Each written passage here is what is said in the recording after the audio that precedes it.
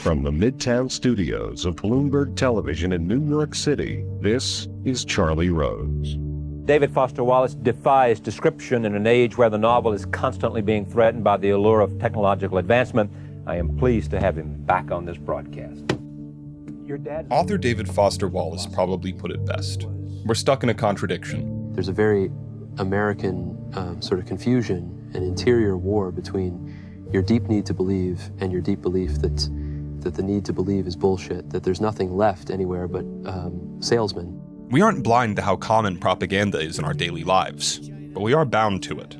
As each generation grows up with new forms of media that are designed to capture and sell our attention, our sensibilities begin to evolve. We become more savvy to the various techniques we see and far more skeptical of the institutions we once trusted. If the Trump administration approves a vaccine before or after the election, should Americans take it, and would you take it? If the doctors tell us that we should take it, I'll be the first in line to take it. But if Donald Trump tells us that we should take it, I'm not taking it. You can call it a defense mechanism. We put up barriers to protect ourselves against unwelcome manipulation. Then we let our instincts guide when to lower those defenses. We want to feel like we're choosing our beliefs and not letting others choose for us. My grandpop, who I never met, he died in the same hospital I was born in 2 weeks before I was born. And he worked for the American Oil Company. Whenever you have that uncanny feeling that you're being sold to, the pandering speech from the overly rehearsed politician, buzzword salad on a corporate webpage, or the perfect family living a perfect life in a tight 30-second spot, you're less likely to believe because your guard is up. Nobody wants to actively be manipulated. They were worried about it. But that's the thing. This only feels like manipulation when it fails at what it aims to do. When it succeeds... Lock 'em all up. This is propaganda.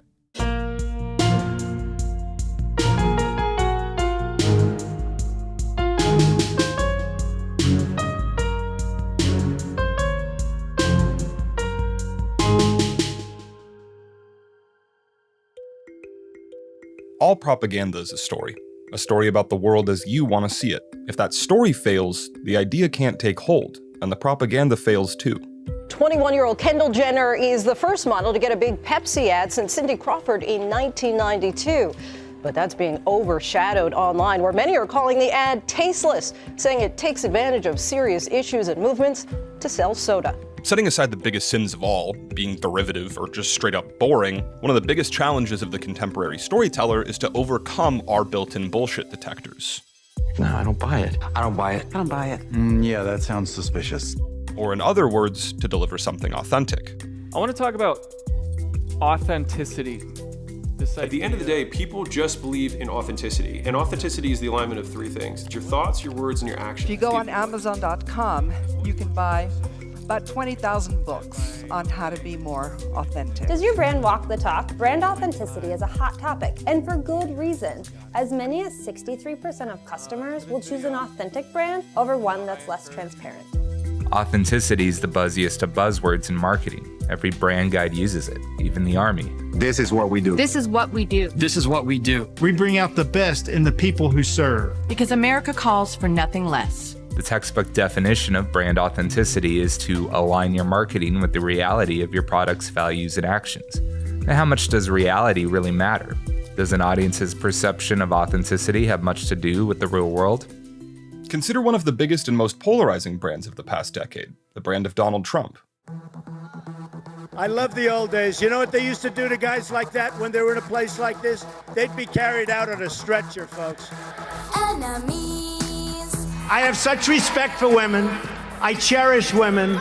You've called women you don't like fat pigs, dogs, slobs, and disgusting animals. You brag that you have sexually assaulted women. Do you understand that? No, get those lights off! Off! It's just awfully good that someone with the temperament of Donald Trump is not in charge of the law in our country. Because you'd be in jail. Do you make the same commitment that you will absolutely accept the result of this election? I will look at it at the time. One of the reasons he's so adored by his supporters, how he was able to demolish a crowded Republican field in 2016 and become one of the most unlikely world leaders in history, is that he tapped into the true meaning of authenticity. He buys and sells politicians of all stripes. He's used to buying politicians. Well, I've given him plenty of money. In a recent poll, 71% of Trump voters said they felt what he tells them is true, and consider only 63% said they trust family and friends. He's not fake. You know what he's thinking. He tells the truth. You know, I like his honesty and transparency. He was a little more honest than the rest of them. He said things that were true. Trump lies all the time. If you press his supporters with a well-sourced fact check, they might even concede the point. An Ohio State University study of 8,100 participants showed this. But the same study also showed that it doesn't matter. It's not going to make them change their overall feelings about him. How can so many people perceive someone as authentic when they're constantly lying? I've got to be the cleanest sheriff. I think I'm the most honest human being, perhaps, that God ever created. Perhaps. They know Trump's a salesman and they understand the game salesmen play. We all do. But they don't see themselves as the ones getting played. Instead, they're on the same team. Whether he's lying to get what he wants or to protect himself, his lies are also for their benefit, because they're in on it with him. I would vote for that man if I had to go to prison and pull the lever. I would vote for him if he was in prison. He has my vote, and I won't vote for anybody but him. And I think that is echoed all across this land. This is not exclusive to the Trump voter nor to politics. If the 21st century consumer navigates a world in which there's nothing left but salesmen, we all have a heightened awareness of the propaganda game. We can either reject it and be left bitter and alone, or we can choose to participate and get to believe in something. What other choice do we have? When it comes to politicians, we've seen every trick in the book, just like we've seen every single story told every single type of way. All we do is stare at screens, sometimes 3 at a time. We're bombarded with content, and most of it's propaganda. This has built a media savvy in even the least cultured among us that you didn't see 50 years ago.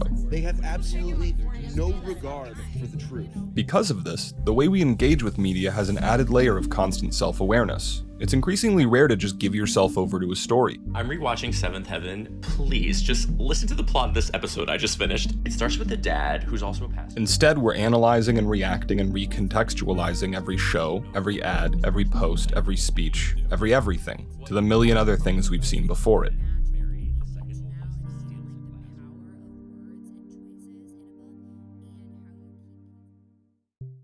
So how does a brand like Donald Trump get so many people to believe in such an unlikely way? To answer that, we need to retrace contemporary culture's steps. Let's take it back to the 90s.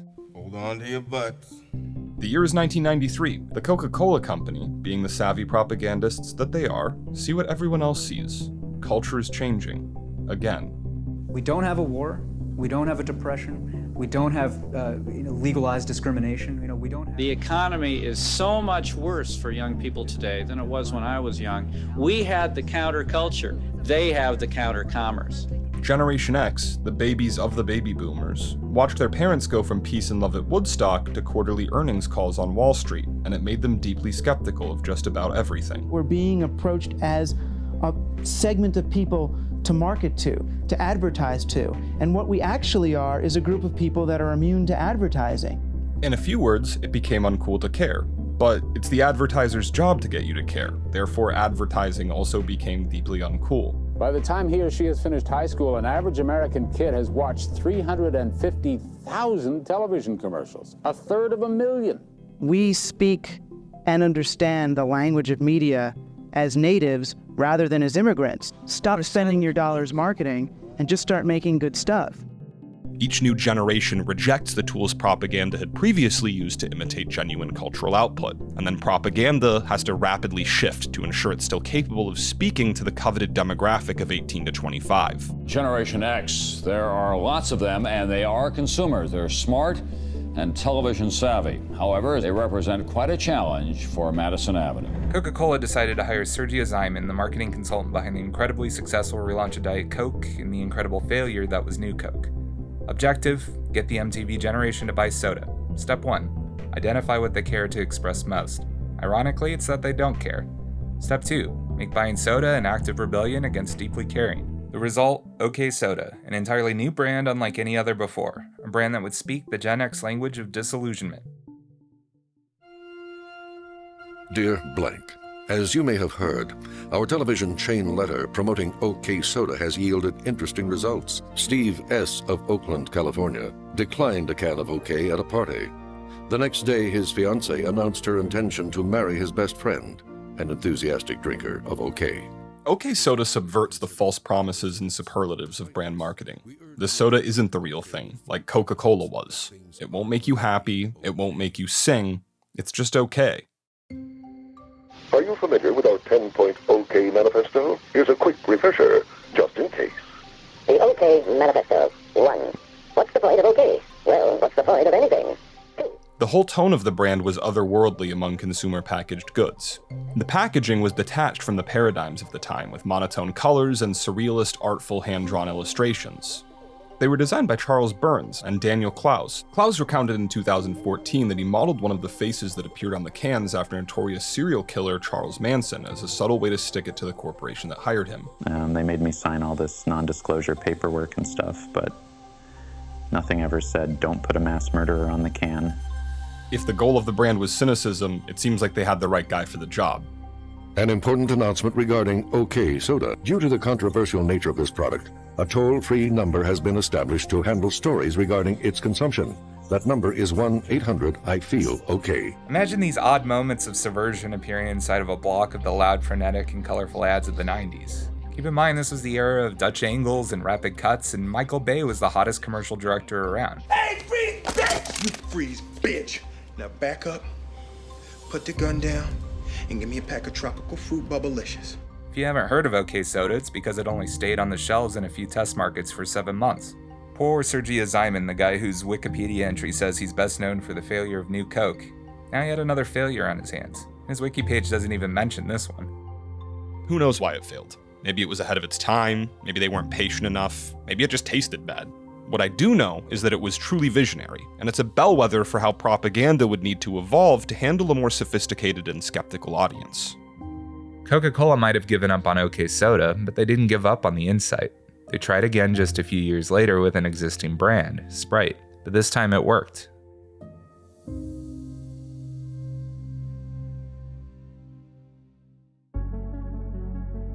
Objective: get the MTV generation to buy soda, and maybe this time we don't put Charles Manson on the can.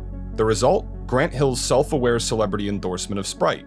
Hi, I'm Grant Hill, professional basketball player for the Detroit Pistons. You know, when I get thirsty, I reach for Sprite. You see, Sprite refreshes me like nothing else, because it's the only drink with that cool, crisp, refreshing taste. The whole premise was about the phoniness of celebrity endorsements. In this spot, as he delivers the standard endorsement playbook straight to camera, a caricature of him holding money bags pops into the corner of the screen with a loud ka-ching.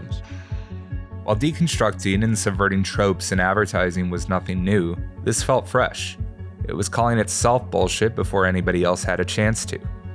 It felt right at home against a postmodern cultural backdrop as sincerity had given way to irony. So what have you two come up with? I think I can sum up the show for you with one word. Nothing. What does that mean? The show is about nothing. When irony is used in art, it ideally reveals a deeper truth. When it's used in propaganda, it can often feel like an attempt to obscure a deeper truth, rather than reveal one. It's still the Coca-Cola Corporation. They're still trying to sell you soda. And that interior war keeps raging on. Because you see, when you really put everything on a bagel, it becomes this. The truth. What is the truth? Nothing matters. Is there a way to both have your cake and ironically deconstruct it too? Author Raul Eshelman coined a phrase called the double frame to describe what he observed occurring within the art world in the late 90s and early aughts. Think of the double frame as a storytelling device where you embed one type of story inside the container of another. The outer frame or the container is a high concept that can either go meta, drawing direct attention to the fact that you're engaged in a story. My name is Lester Burnham. I'm 42 years old.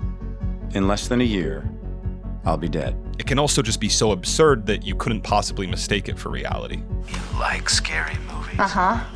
What's your favorite scary movie?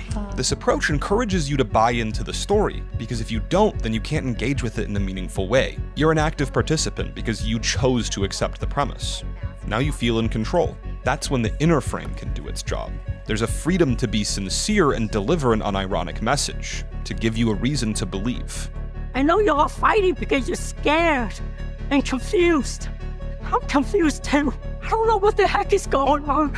The only thing I do know is that we have to be kind, especially when we don't know what's going on. The more you begin to observe and articulate contemporary devices like the double frame, the more you also begin to recognize the why behind it. A symbiotic relationship between culture and propaganda. Culture often moves as an attempt to overcome our skepticism and reach for some new form of authenticity.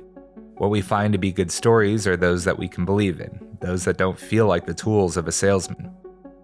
The best propagandists are savvy enough and brave enough to move with it. And when they do, sometimes they shock the world, and they change the way propaganda communicates. But this also starts the cycle back over. We needed tickets. You can't get them. You know who has the tickets for the, I'm talking about to the television audience? Donors, special interest, the people that are putting up the money. So it is. The reason they're not, the reason they're not loving me is I don't want their money. I'm going to do the right thing for the American public. I don't want their money. I don't need their money. And I'm the only one up here that can say that. All propaganda is a story. And the story Trump told that put him in the White House employed a double frame. The outer frame was subversive. He frequently broke the fourth wall and mocked the whole thing as a charade. He made absurd jokes and gave his opponents funny names. Lion Ted, Lion Ted. What's your name? My name's Lion Ted Cruz. And while his detractors didn't understand how someone could break from the decorum they expected in a candidate, his supporters were starting to feel like they were in on it with him. You know what she said? Shout it out, because I don't want to...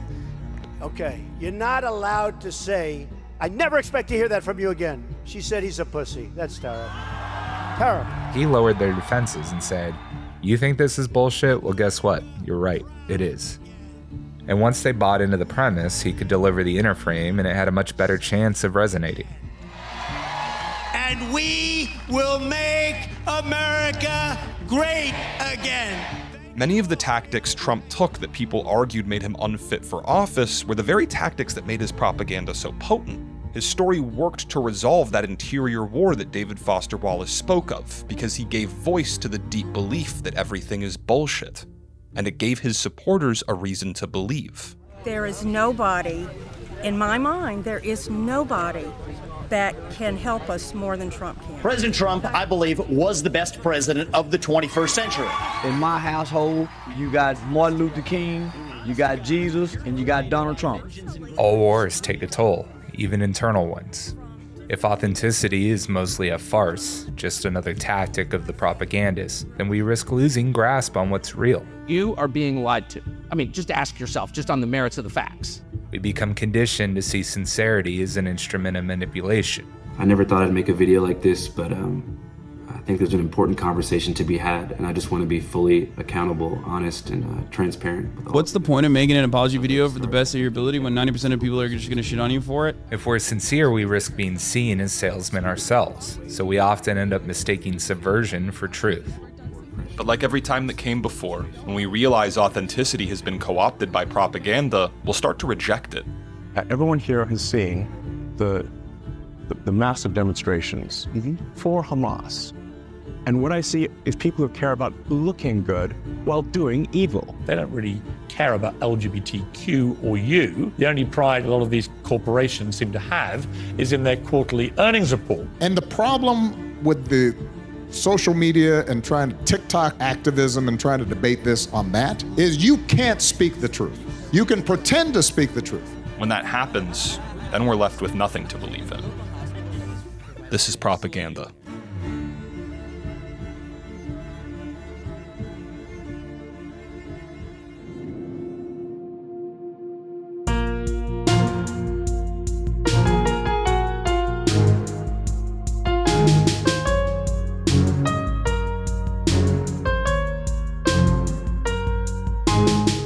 This is Propaganda is presented by Brink. We're a creative collective dedicated to helping activist brands and causes shift behaviors and beliefs. We do everything from branding and advertising campaigns all the way through to distributing feature films. And a special thanks to Cloud Microphones for providing equipment and studio. Cloud Microphones' award-winning ribbon microphones and accessories are used by artists, studios, and touring companies all over the world, but they're made right here in the USA, in Tucson, Arizona. Visit cloudmicrophones.com to learn more. Written and hosted by Josh Belhumeur and Malcolm Critcher. Producing by Jaclyn Hubersberger and Reed Chandler. Story editor Matt Decker. Additional audio engineering provided by Paul Injeti. And original music by Josh Belhumeur. This is a production of Brink. Find more at brink.com. Join the Slack community at thisispropaganda.slack.com or find us on Reddit at thisispropaganda. Send any hate mail to propaganda@brink.com.